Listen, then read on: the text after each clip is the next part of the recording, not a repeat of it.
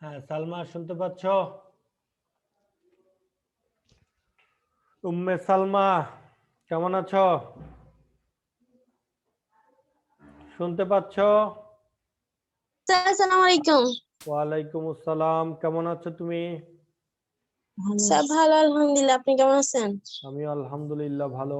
বাসার সবাই কেমন আছে? স্যার ভালো আলহামদুলিল্লাহ। এখন তো পরিস্থিতি আরো বেড়ে গেল, আর একটু সাবধানে থাকতে হবে আমাদের সবাইকে, আর একটু সচেতন থাকতে হবে। ঠিক আছে? জি স্যার। তাহলে আমরা কি করছিলাম? আর্থিক অবস্থার বিবরণী। ঠিক আছে? জি স্যার। আর্থিক অবস্থার বিপরীতে আমরা কোথায় ছিলাম? আয় ব্যয়গুলো সম্পর্কে একটু ধারণা দিয়েছিলাম। আচ্ছা, আজকে আমরা আর বেশি কথা না বলে একটা কাজে চলে যাব। আমি তোমাদেরকে ইয়া দিব,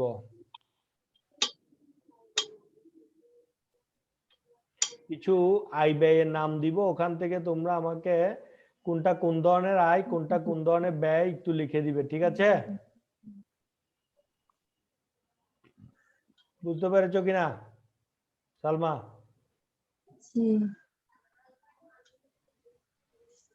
ইয়েস স্যার, বুঝছি। স্যার আমরা সৃজনশীল প্র্যাকটিস করব না? হ্যাঁ হ্যাঁ, অবশ্যই করতে তো হবে। স্যার এক্সাম চলে আসতেছে, স্যার কোশ্চেন কি অনেক হার্ড করবেন? না না, খুব ইজি। তোমরা বাসায় আসলে এমনি ইয়া করা শুরু করে দাও, এই সৃজনশীল টাইপের প্রশ্নগুলো বাসায় করো। ঠিক আছে? আর এখানে দেখি যতটুকু পারি করাবো। এখানে আসলে অত বেশি করানোর সুযোগ হবে না আর কি, যা আমার যতটুকু মনে হচ্ছে। ঠিক আছে? জি স্যার। তাহলে এখানে জাহাজ, তোমরা লেখা শুরু করে দিতে পারো।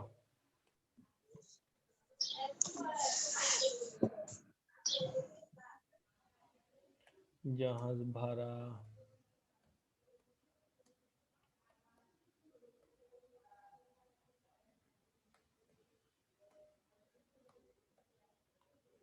বিমা খরচ। আসসালামু আলাইকুম।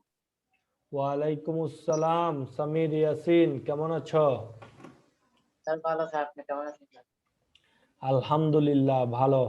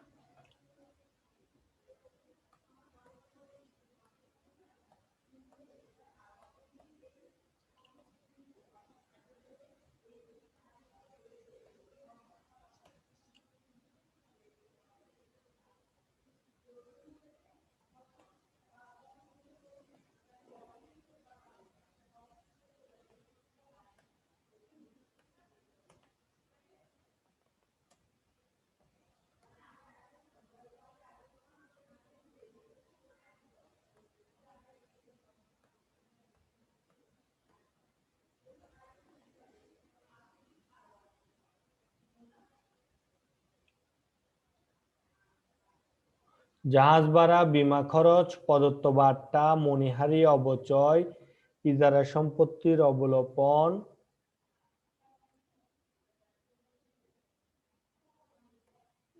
বেতন,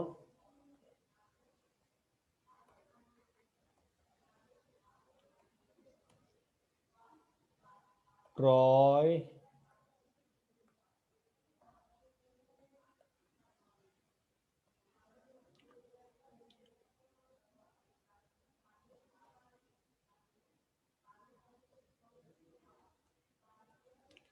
সাধারণ খরচ,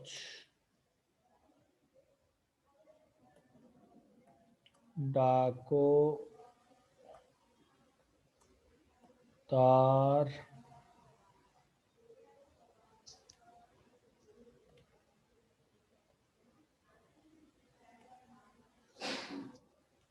উপভাড়া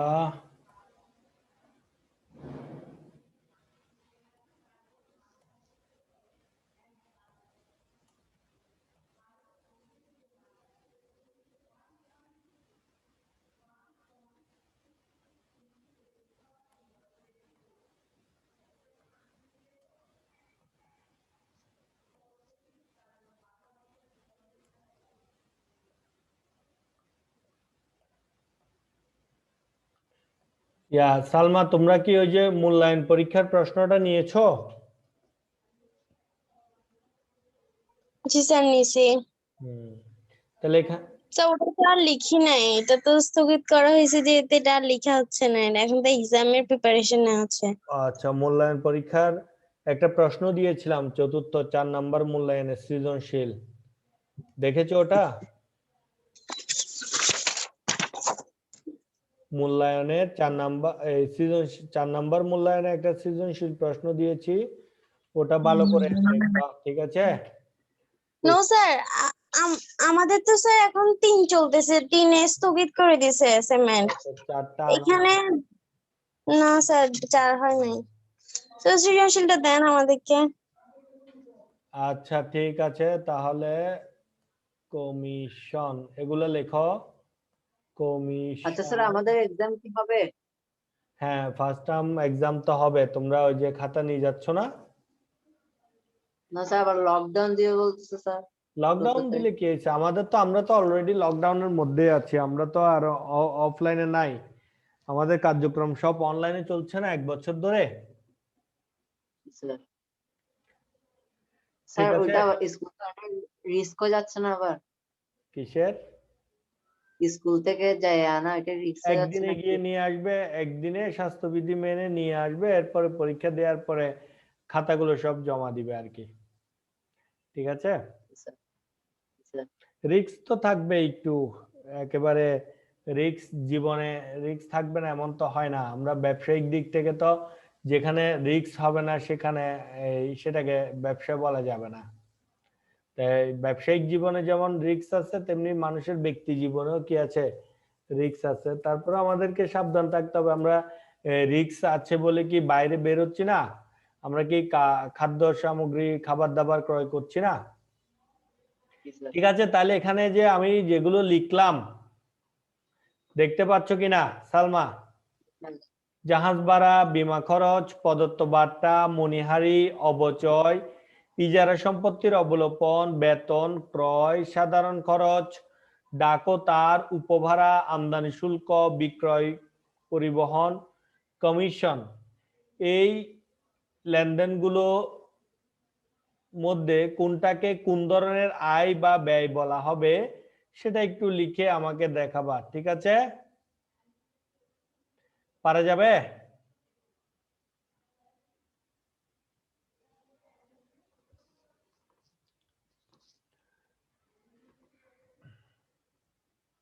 কই সালমা, কি বলছো? স্যার লিখতেছে। ওকে, দ্রুত লিখে দেখাও। আর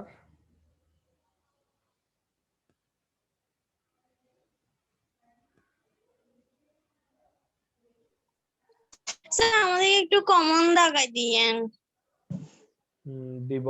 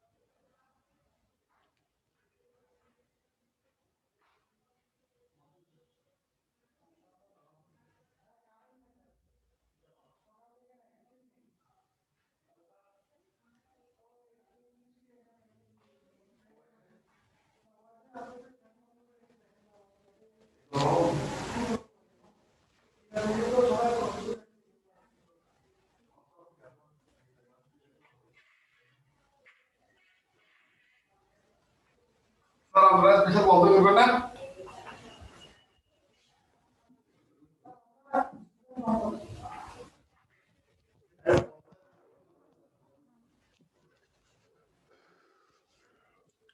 হয়েছে সালমা, লেখা শেষ?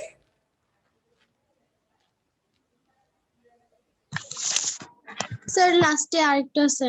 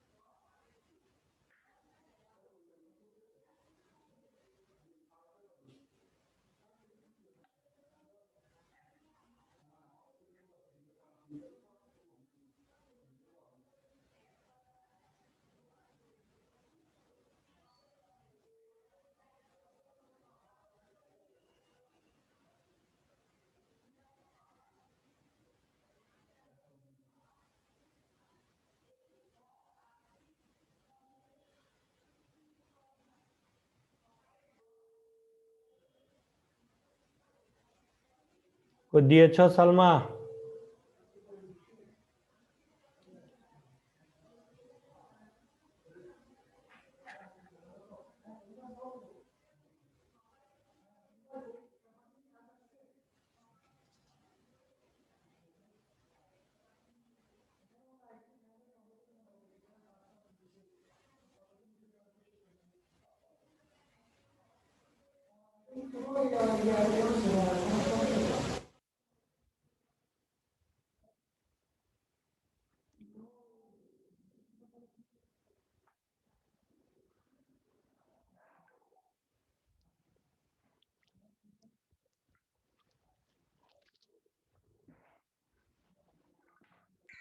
স্যার দিছি।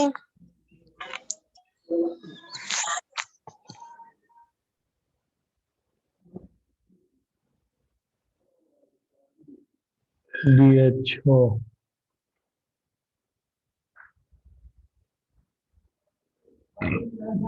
তাহলে জাহাজ ভাড়া হচ্ছে বিক্রিত পণ্যের ব্যয়, বীমা খরচ, পরিচালন ব্যয়, প্রদত্ত ভাট্টা কেন এটা বাট্টা হবে, পরিচালন ব্যয়, মণিহারি পরিচালন ব্যয়, অবচয় পরিচালন ব্যয়, ইজারা সম্পত্তির অবলোপন পরিচালন ব্যয়, বেতন পরিচালন ব্যয়, ক্রয় বিক্রিত পণ্যের ব্যয়, সাধারণ খরচ পরিচালন ব্যয়, ডাক ও তার পরিচালন ব্যয়, উপভাড়া বিক্রিত পণ্যের ব্যয়, আমদানি শুল্ক বিক্রিত পণ্যের ব্যয়, বিক্রয় পরিবহন পরিচালন ব্যয়, কমিশন অন্যান্য আয়।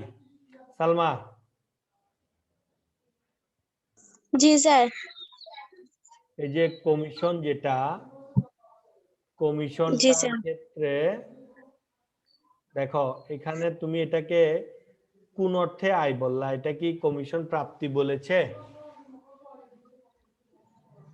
No sir. ব্যয় বলেছে? কমিশন ব্যয়? No sir. তাহলে তুমি এটা আয় লিখছো, অন্যান্য আয় কেন? এটা তো কমিশন প্রদানও হইতে পারতো।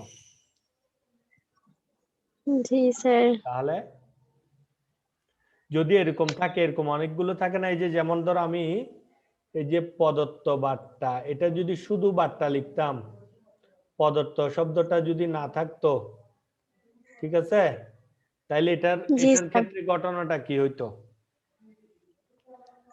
বার্তার ক্ষেত্রে আমি প্রদত্ত শব্দটা লিখে দেওয়ার কারণে এটা তোমার কাছে একদম ক্লিয়ার হয়ে গেছে যে এটা ব্যয়, কিন্তু কমিশনের এখানে আমি ওই ধরনের কিছু কি করি নাই, লিখি নাই, যার ফলে এটা বোঝা যাচ্ছে না এটা কি আয় হবে না ব্যয় হবে। সেক্ষেত্রে আমরা কি করব, আমাদের করণীয়টা কি, বুঝতে পেরেছো? জি স্যার। তাহলে যদি কমিশন বার্তা এগুলোর ক্ষেত্রে প্রাপ্তি বা প্রদত্ত শব্দটা উল্লেখ না থাকে, তাহলে আমাদেরকে এটা প্রদত্ত বিবেচনা করতে হবে। কি বিবেচনা করতে হবে? প্রদত্ত। এবং প্রদত্ত বিবেচনা করে এটাকে আমাদেরকে ব্যয় হিসেবে দেখাতে হবে। কোন হিসেবে? ব্যয় হিসেবে। বুঝতে পেরেছো? কমিশনটা তাহলে কি হবে? পরিচালন ব্যয় হবে। বুঝতে পেরেছি। জি স্যার। আর বাকিগুলো হয়েছে। সামির, ইয়াসির, তোমার কি অবস্থা?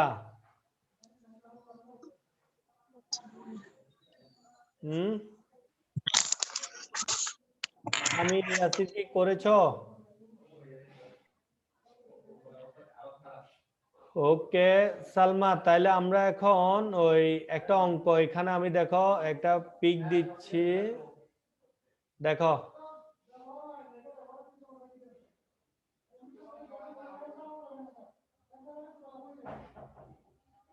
জি স্যার। একটা প্রশ্ন এখানে দিয়েছি আমি সৃজনশীলের জন্য, দেখো তাইলে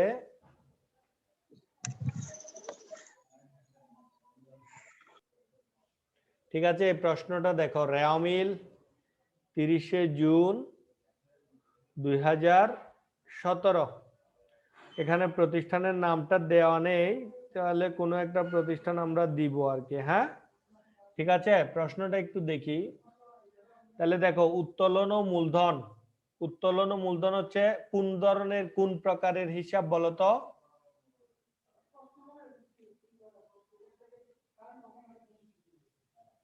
সালমা, উত্তোলন ও মূলধন এটা কোন ধরনের হিসাব? স্যার মালিকানা সত্ত্ব হিসাব। গুড। উত্তোলনটা হচ্ছে মালিকানা সত্ত্ব, মূলধনটাও মালিকানা সত্ত্ব। শুল্ক, শুল্ক আমদানি রপ্তানি কিছুই বলা নেই, ঠিক আছে। শুল্কের মধ্যে আমদানি শুল্ক বা রপ্তানি শুল্ক বলেছে? No sir. তাহলে আমরা বলেন না। এটা কি বিবেচনা করব? আমদানি শুল্ক বিবেচনা করব। আমরা আমদানি শুল্ক বিবেচনা করে এটাকে বিক্রিত পণ্যের ব্যয়ে মনে করব, ঠিক আছে। ঠিক বুঝছো কিনা? জি স্যার বুঝছি। এরপরে বিজ্ঞাপন, বিজ্ঞাপনটা কি? বিক্রিত পণ্যের ব্যয়। Good. পরিচালন ব্যয় হবে না? পরিচালন ব্যয় হবে। 6% ঋণ। আচ্ছা 6% ঋণ। ঋণের সুদ পূর্ণ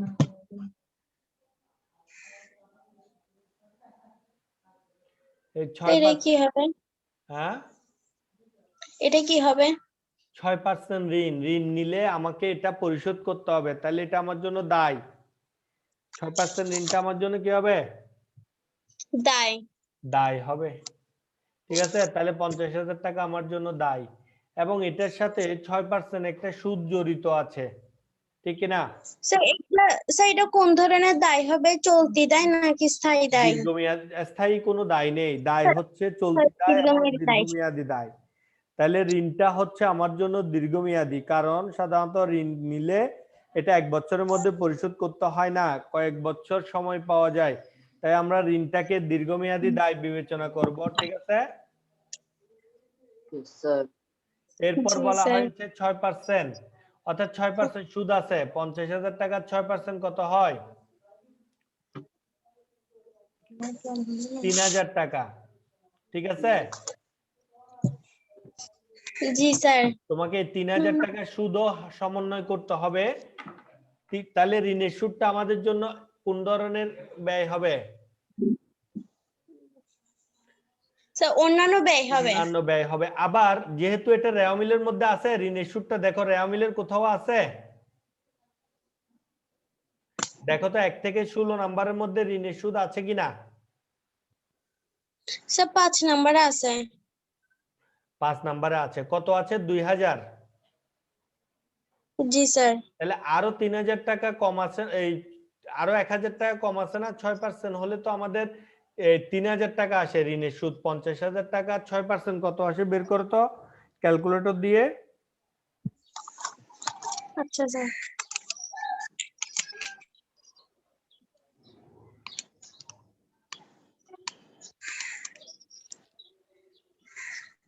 স্যার 3000। তাহলে এখানে দিয়েছে 2000, আরো 1000 টাকা কম আছে না? জি স্যার। ওটাকে আমাদের সমন্বয় করতে হবে। তাহলে আমরা অন্যান্য ব্যয় ঋণের সুদ 2000 লিখবো, ঠিক আছে? জি স্যার। ফার্স্ট কলামে লিখবো এবং যোগ বকেয়া সুদ, তার সাথে যোগ করব কত? বকেয়া 1000 টাকা। বুঝছো কিনা? জি স্যার। এবং এই 1000 টাকা আবার চলতি দায়ে বসবে, ঋণের সুদ যেটা বকেয়া সেটা আবার চলতি দায়ে বসবে, ঠিক আছে? জি স্যার। Yes, sir. উপভাড়া, এবার আসো কি উপভাড়া, উপভাড়া কি হবে?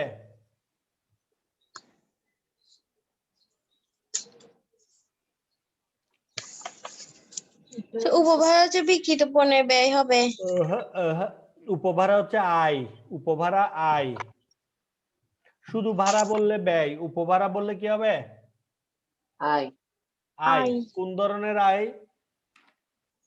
বিক্রয় এবং সেবায় বাদে বাকি সব অন্যান্য আয় বলেছিলাম, ঠিক আছে? জি স্যার। তাহলে উপভাড়া হবে Yes, sir. অন্যান্য আয়। কোথায় বসাবো? অন্যান্য আয়ে বসাবো। প্রারম্ভিক মজুত পণ্য,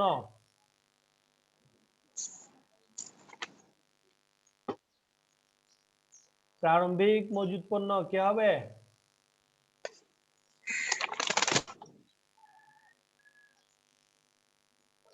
কথা বলে না সালমা। স্যার বিক্রিত পণ্যের ব্যয় হবে। Good, হ্যাঁ। ফেরত 4000 এবং 2000, ফেরত গুলো উল্টা দিকে থাকে, অর্থাৎ ক্রয় ফেরতটা থাকবে ক্রেডিট দিকে আর বিক্রয় ফেরতটা থাকবে ডেবিট দিকে। তাহলে 4000 টাকা হচ্ছে বিক্রয় ফেরত আর 2000 টাকা হচ্ছে ক্রয় ফেরত। বুঝতে পেরেছো কিনা? Yes, জি sir. স্যার।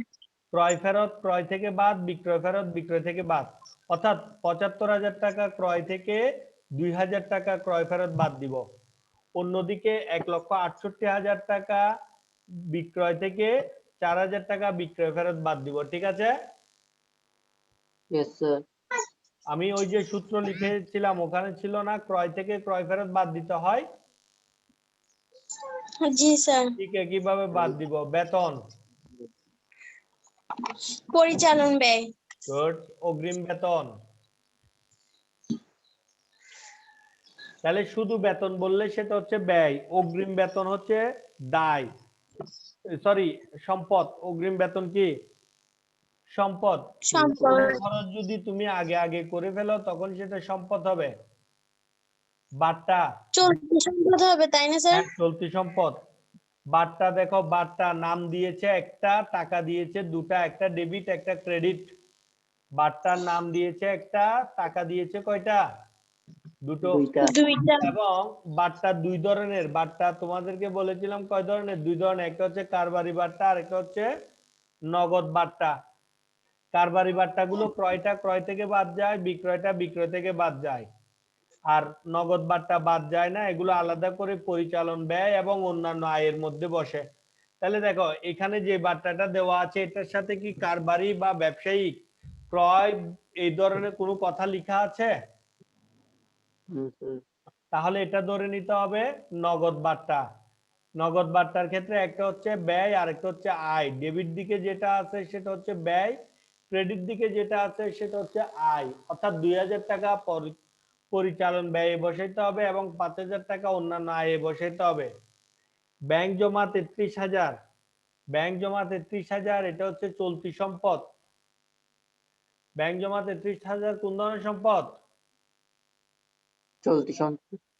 ইজারা সম্পদ 10 বছরের জন্য। ইজারা সম্পদ কয় বছরের জন্য? বছর। তাহলে ইজারা সম্পদ 10 10 বছরের বছর, জন্য। এটা হচ্ছে আমাদের জন্য স্থায়ী সম্পদ। স্যার ইজারা সম্পদ 10 বছর মেয়াদের জন্য, মানে এটা কোন ধরনের সম্পদ? স্থায়ী সম্পদ। আবার এটা 10 বছর মানে 1 বছরেরটা অবলোপন হবে, অর্থাৎ ব্যয় হয়ে যাবে। ইজারা সম্পদের 10 বছরের মধ্যে 1 বছরের টাকা কি হয়ে যাবে?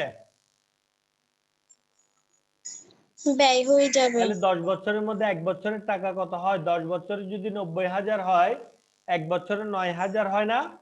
10 দিয়ে ভাগ করলে 1 বছর। Yes, sir. তাহলে ইজারা জি স্যার। সম্পদের অবলোপন কত? 9,000। ঠিক আছে কিনা? Yes, sir. তাহলে এই অবলোপনটা কোথায় বসবে? পরিচালন ব্যয়ে বসবে না? Yes, sir. Yes sir. এরপর আসো প্রাপ্য হিসাব। প্রাপ্য হিসাব হচ্ছে কি? চলতি সম্পদ, অনাদায়ী পাওনা সঞ্চিতি। অনাদায়ী পাওনা সঞ্চিতি হচ্ছে পুরাতন, রেওয়া মিলে যেটা দেয়া থাকবে সেটা হচ্ছে পুরাতন, আর যেটা আমাদেরকে পার্সেন্টেজ করে বের করতে হবে সেটা হচ্ছে নূতন। বুঝতে পেরেছো কিনা? Yes sir. এবার দেখো, এই যে এখানে আমরা 1 থেকে 16 নাম্বার লেনদেনগুলো পড়লাম, এখানে যেগুলো আয় এবং ব্যয় সেগুলো আমরা বিশদ আয় বিবরণীতে বসাবো যে। কোনগুলো বিশদ আয় বিবরণীতে বসাবো যে? আয় ও ব্যয়। সম্পদ, আয় ও দায়, ব্যয়গুলো। মালিকানা সত্ত্ব এগুলো আসবে না কিন্তু বিশদ আয় বিবরণীতে। বুঝতে পেরেছো? বিশদ আয় Yes, বিবরণীতে sir. শুধু একটা আয় এবং কোশ্চেন ব্যয় ছিল। নিয়ে। এছাড়া আরো কিছু তথ্য নিচে দেওয়া আছে, দেখো। সমাপনী মজুত পণ্য 27,000 টাকা মূল্যায়িত হয়েছে। তাহলে আমাদের বিক্রিত পণ্যের ব্যয় বের করার সময় সমাপনী মজুত পণ্যের প্রয়োজন হয় কিনা? Yes, sir. তাই সেটা দিয়ে দেওয়া হয়েছে। আর সমাপনী মজুত পণ্য রেওয়া মিলে অন্তর্ভুক্ত হয় না। আমরা রেওয়া মিল করেছিলাম যে নবম শ্রেণীতে, সেখানে কি শিখেছিলাম? সমাপনী মজুত পণ্য রেওয়া মিলে অন্তর্ভুক্ত হয় না, তাই এটা রেওয়া মিলে লিখে নাই, রেওয়া মিলের বাইরে লিখেছে। ঠিক আছে? Yes, sir. তাহলে সমাপনী মজুত পণ্য আমরা বাদ দিয়ে ফেলবো বিক্রিত পণ্যের ব্যয় বের করার সময়। বিক্রয় ফেরত 3,000 টাকা হিসাবভুক্ত হয়নি। বিক্রয় ফেরত কত টাকা হিসাবভুক্ত হয়নি? 3,000 টাকা। তাহলে বিক্রয় ফেরত কি করতে হবে? বিক্রয় থেকে বাদ দিয়ে ফেলতে হবে না? Yes, sir. Yes, sir. তাহলে এটা আমরা বিক্রয় যেখানে লিখবো সেখান থেকে কি করব? বিয়োগ করে ফেলবো। ঠিক আছে? উপভাড়া Yes, sir. অগ্রিম প্রাপ্তি। উপভাড়া অগ্রিম প্রাপ্তি কত? 2,000 টাকা। তাহলে অগ্রিমটা কি করতে হবে? উপভাড়া থেকে বিয়োগ করতে হবে। অগ্রিমটা কি করতে হবে? উপভাড়া থেকে বিয়োগ করতে হবে। প্রাপ্য হিসাবে 7,000 টাকা আদায়যোগ্য নয়। প্রাপ্য হিসাবে কত টাকা আদায়যোগ্য নয়? 7,000, sir. 7,000। এটাকে বলা হয় অনাদায়ী পাওনা। এটাকে কি বলা হয়? অনাদায় পাওনা। অনাদায়ী পাওনা। এই অনাদায়ী পাওনা কি করতে হয়? ওই যে পুরাতন সঞ্চিতি যেটা দেওয়া আছে, দেখো ওই যে 16 নম্বরে অনাদায়ী পাওনা সঞ্চিতি। এই যে অনাদায়ী পাওনা 7,000 থেকে এই যে পুরাতন সঞ্চিতিটা বাদ দিব। ঠিক আছে? বুঝছো কিনা?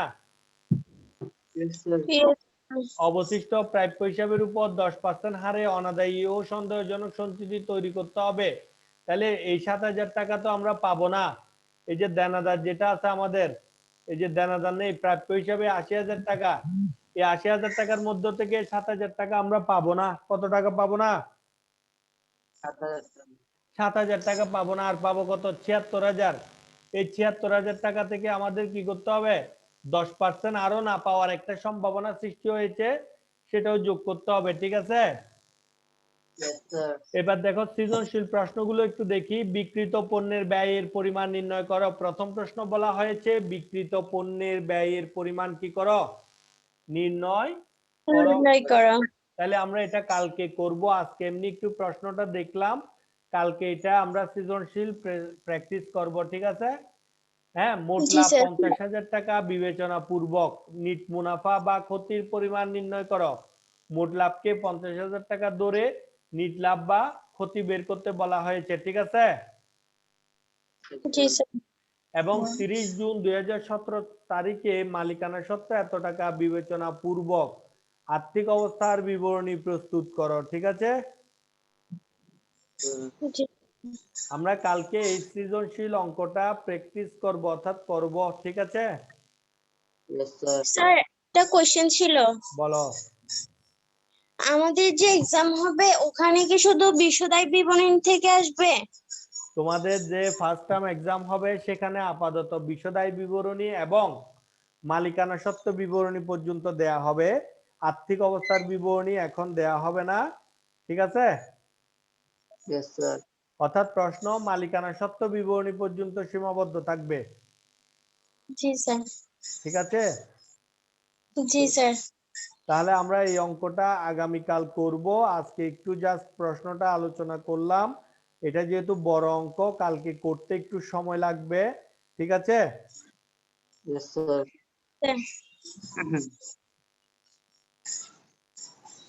ওকে, তাইলে আর কোনো কিছু জিজ্ঞাসা করার আছে? No sir. মালিকানা সত্ত্ব বিবরণীটা একদম সহজ। মূলধনের সাথে নিট লাভ বা নিট মুনাফা যোগ করবে এবং উত্তোলন বাদ দিবে। এটাও কালকে দেখাই দিব আমরা। ঠিক আছে? রেয়ামিল স্যার চ্যাপ্টারটা কি অনেক কঠিন হবে? বুঝিনি? স্যার রেয়ামিল থেকে কি কোনো কোয়েশ্চেন আসবে এক্সামে?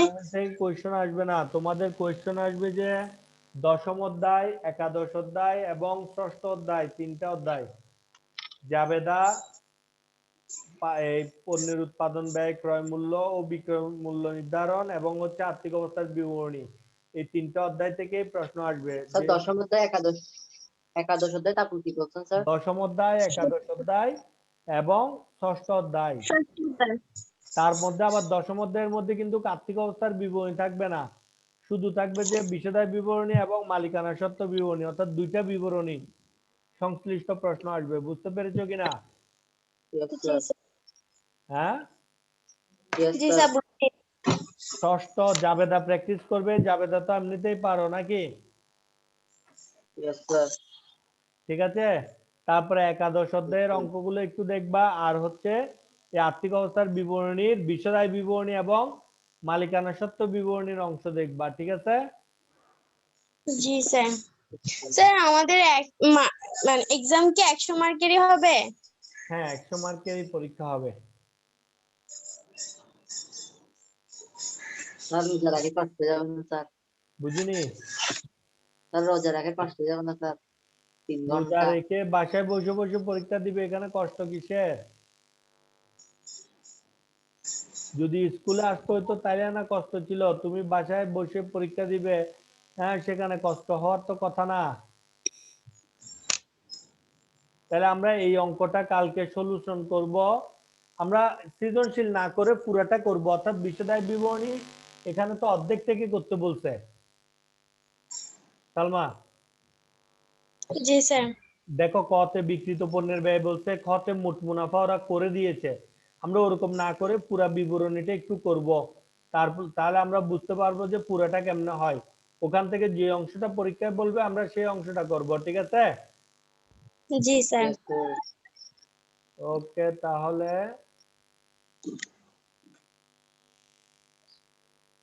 ঠিক আছে, তাহলে কালকে এই অঙ্কটা আমরা করব। দেখা হবে, সে পর্যন্ত ভালো থাকবে, সুস্থ থাকো। ধন্যবাদ, কালকে স্যার দেখা আসসালামু হবে। আলাইকুম। ঠিক আছে? স্যার আসসালামু আলাইকুম। জি স্যার। ওয়ালাইকুম আসসালাম।